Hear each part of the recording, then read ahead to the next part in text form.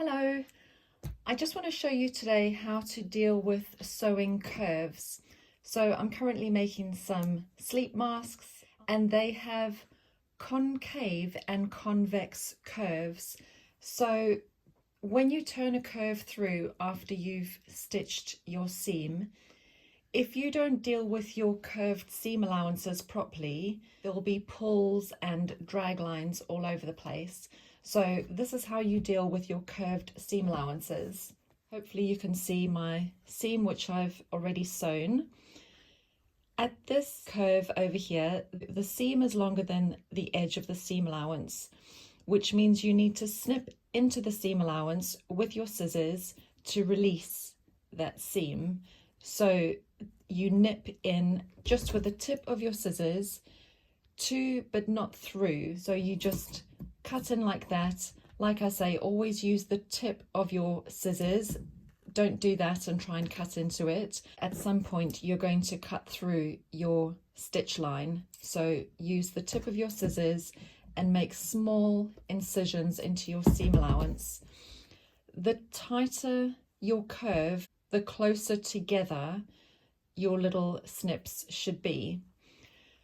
On a concave seam, your seam that you've stitched is actually smaller in length than the outside of your seam allowance, which means you need to take away some of your seam allowance. And to do that, you actually notch into your seam allowance by cutting little triangles out of your seam allowance that reduces the outside length or measurement of your cut edge. Again, you're cutting to but not through your stitch line, and also using the tip of your scissors. So don't be tempted to use the whole blade of your scissors. So when you do that, again, the sharper the curve or the tighter the curve, the closer together these little snips should be. So you can use this technique on neck facings, armholes if it's not got a sleeve, a shaped hem possibly, or anything that has a facing or another piece of fabric that you need to turn it through. Okay, so that's how that will look. The middle one will open up when we turn it through, and it will end up being quite a smooth, consistent curve. So let me do the other side and then we can turn this through. And also never cut towards your fingers.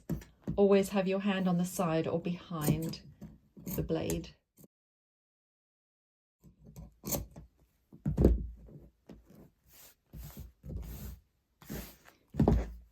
Okay, so that's what it looks like.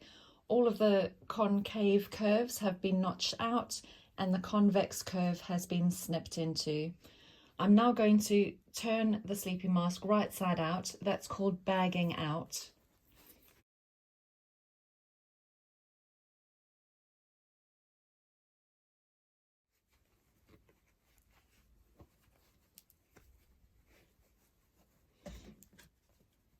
So the seam allowance in the top, I will hand stitch closed.